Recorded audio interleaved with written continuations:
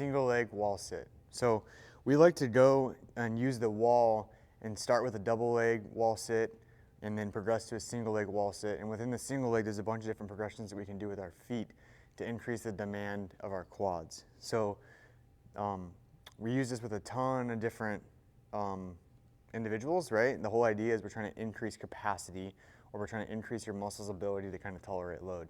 Many people are super weak into their thighs or in their quad muscles, and that often gets kind of interpreted in our brain as knee pain. So we see all of these investigations and unwarranted things that, you know, maybe we don't need to do some surgical interventions and stuff like that. We can avoid a lot of issues with knee pain and pathology by just getting our quads pretty dang strong, because most people that we assess, they are pretty weak in their quads. So when you go into the wall sit, a good rule is to be at a minimum 1 step length away from the wall.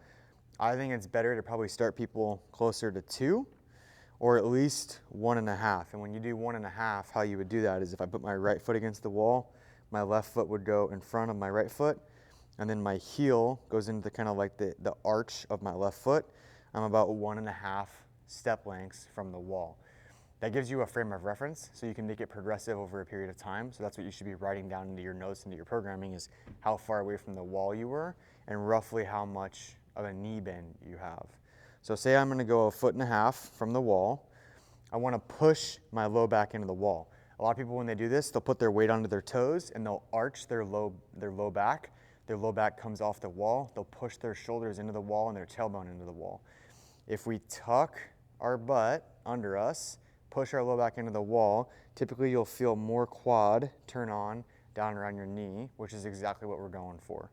And then the other piece is you do have to kind of shift your weight toward the leg that you're on, or you're gonna be really off balance. So knee bent, and you know, like if that's all the way straight, maybe you start with like 30 degrees of knee bend, where your knee's just hinged a little bit.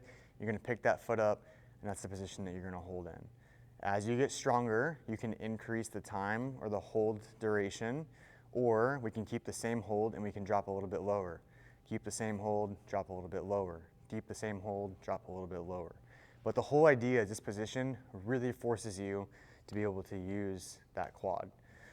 Now say you do that for a period of time, or say you're someone who is really strong in your quad and that's way too easy, all you gotta do is just scoot your foot back. So if I use my left foot as a frame of reference and I go 1 step from the wall, and I go back to those same joint angles and keep my low back on the wall so I'm not compensating, there's immediately more load that gets placed onto my quad, with the hardest being putting my foot all the way against the wall.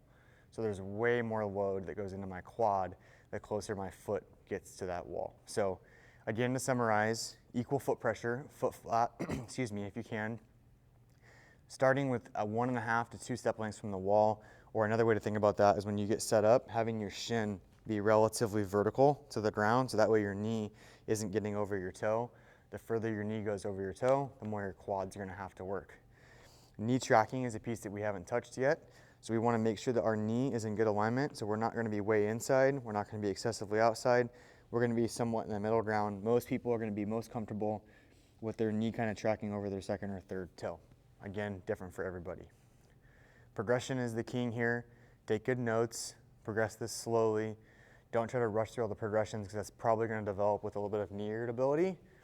Isometrics are always a good place to start when developing quad strength, because typically it'll help lower the likelihood of developing any sort of like tendon dysfunction.